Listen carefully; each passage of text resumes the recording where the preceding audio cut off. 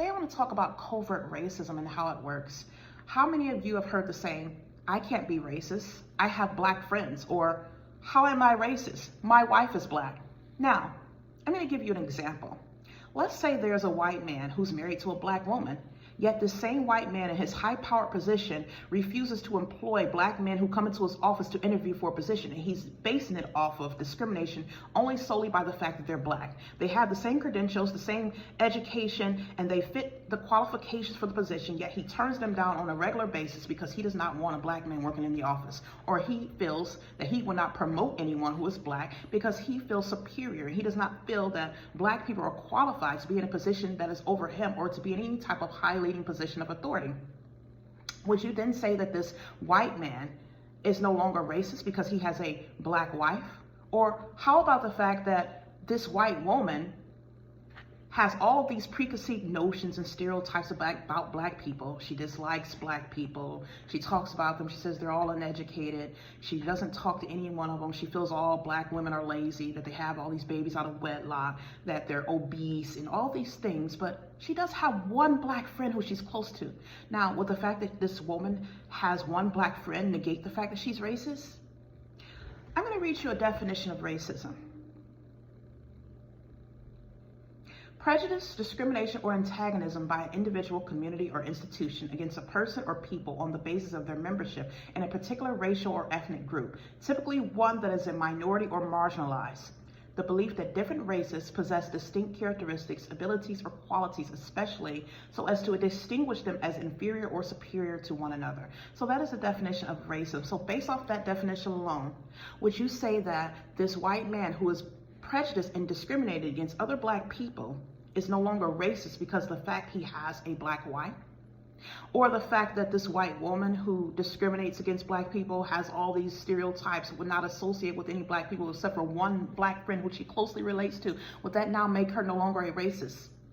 See, covert racism is where you can accept one part of someone who belongs to a specific group, but still have discrimination against that entire group. But you use the fact that, hey, I've accepted this person, so I'm not racist. Since you are now relating closely to a woman or a person who you're friends with, who you feel doesn't act like the rest, or they don't act black, they have characteristics that I don't see in other black people, so I can now associate with them because I feel that they're more like me, or they're more like a white person. So they're now worthy of being my friend, but I might still discriminate against others who are of the same racial ethnic group that this woman belongs to or this person belongs to, but that doesn't make me a racist because I'm now friends with this person.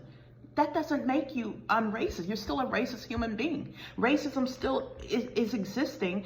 It does not stop solely based off the fact that you have gotten one friend that you now feel that you're closely related to that doesn't act like the rest of the black people who you discriminate against on a regular basis. Or the fact that a white man is attracted to a black woman, so he's able to have sex with her and marry her and open up his heart to this black woman because he's attracted to her, or he relates to her, does not take away the fact that he is discriminating against other black people on a regular basis and has hidden prejudice inside his heart against them. He is still a racist. So this is how covert racism works in this country.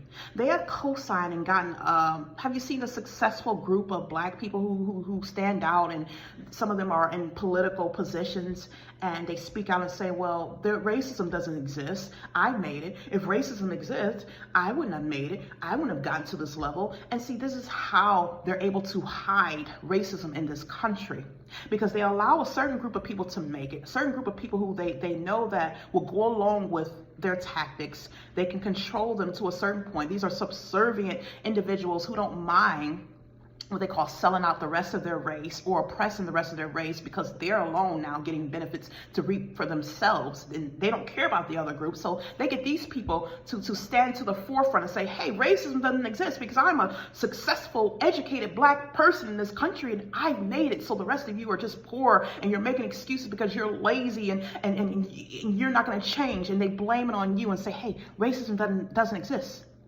This is something that is used, it's a fallacy.